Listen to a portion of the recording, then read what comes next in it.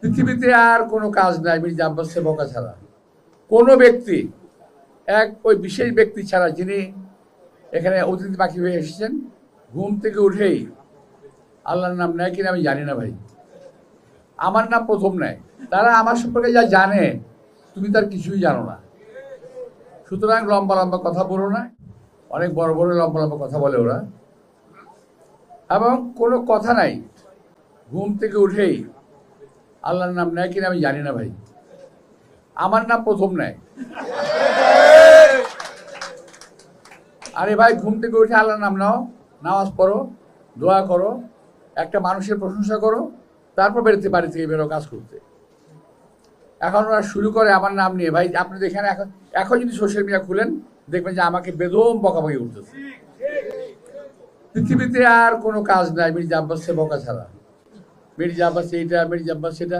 আরে ভাই, তুমি তো চাঁদপুর থেকে সেদিন আসছো বাংলাদেশে, ঢাকায়। আর এই যে আমার সামনে লোকগুলো বসা আছে, এরা বহুদিন যাবৎ এই এলাকায় বসবাস করে। তারা আমার সম্পর্কে যা জানে তুমি তার কিছুই জানো না। সুতরাং লম্বা লম্বা কথা বলো না। এই এলাকার গরিব দুঃখী মানুষ আমাকে চেনে, এলাকার অনেক ধনী মানুষ আমাকে চেনে, এলাকার ব্যবসায়ীরা আমাকে চেনে।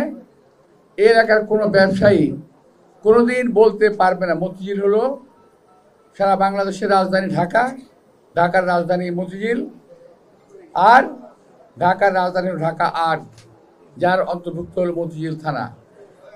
এবং পুরা ঢাকা ৮ কিন্তু একটি ব্যবসায়িক হাব, একটা ব্যবসায়িক জোন। কোনো ব্যক্তি ওই বিশেষ ব্যক্তি ছাড়া যিনি এখানে অতিথি পাখি হয়ে এসেছেন, উনি ছাড়া এই ঢাকা শহরের কোনো ব্যক্তি বলতে পারবে না কোনো স্বার্থের জন্য মির্জা আব্বাসকে এক কাপ চা খাওয়াতে পারছে তারা। কোনো ব্যক্তি বলতে পারবে না ইনশাল্লাহ।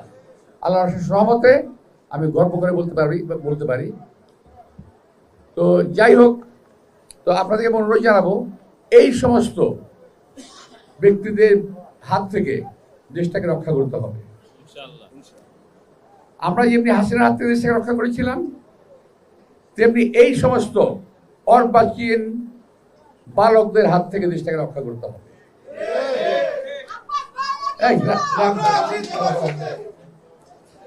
তো এখন এই জন্য যুদ্ধ করার প্রয়োজন নাই, ভোট দরকার। আন্দোলন করার প্রয়োজন নাই, ভোট দরকার। এই ভোটের জন্য আপনারা আমার দুদিকে যারা আছেন, বাঁ দিকে আছেন, ডান দিকে আছেন, সামনে আছেন, যারা আছেন, তারা যদি সত্যি সত্যি মনে করেন যে আপনারা আমাকে জয়লাভ করাবেন, তাহলে আমি বলছি যে আপনাদের ফিজিক্যাল কাজ করতে হবে। অর্থাৎ বাসায় বাসায় গিয়ে আমার সম্পর্কে, দল সম্পর্কে, দেশ সম্পর্কে তাদেরকে বোঝাতে হবে। পারবেন করতে?